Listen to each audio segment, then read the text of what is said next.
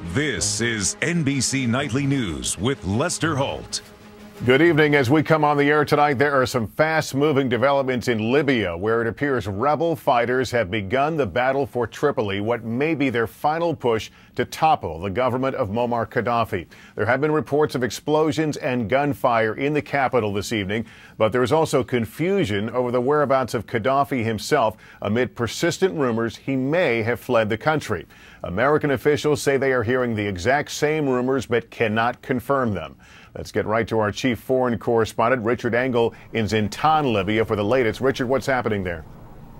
Good evening, Lester. Rebels in this area started firing wildly in the air when they heard those reports that Gadhafi has left the country. But even the rebels here do not know if those reports are true. What we can confirm, however, is that fighting has begun inside Tripoli itself in at least 3 neighborhoods after the rebels made major advances earlier today. After a week of some of the most intense battles of the 6-month revolution against Moammar Gadhafi, today a key victory. The U.S. and NATO-backed rebels took control of all of the city of Zawiya.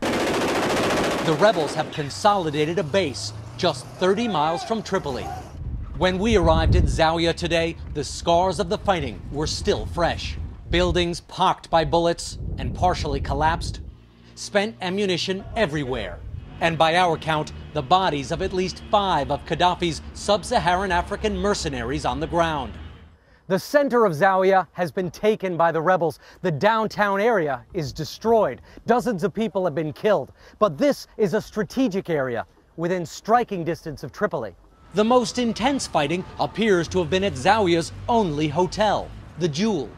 This hotel is one of the tallest buildings in Zawiya. Gadhafi's snipers and mercenaries were using it as a base. To drive them out, the rebels fired mortars at the hotel and then came storming in through this door. The rebels have a renewed optimism. We'll be free. We'll build our country better than before. As we surveyed the damage, we saw a group of rebels, the same unit we followed on Friday as they fought for this city. Today, they came to celebrate, Libyan rebel style. A chaotic and somewhat dangerous barrage of anti-aircraft and automatic weapons fire.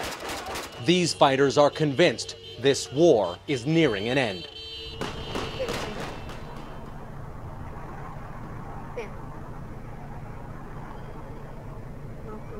The top rebel commander in this area has told us that the 0 hour, the final battle for Tripoli, has now begun. Lester? Richard Engel in Libya tonight. Thank you. Andrea Mitchell is our chief foreign affairs correspondent. She's in our Washington bureau. Andrea, what are you hearing there? And if the rebels are victorious, what would it mean for the U.S.?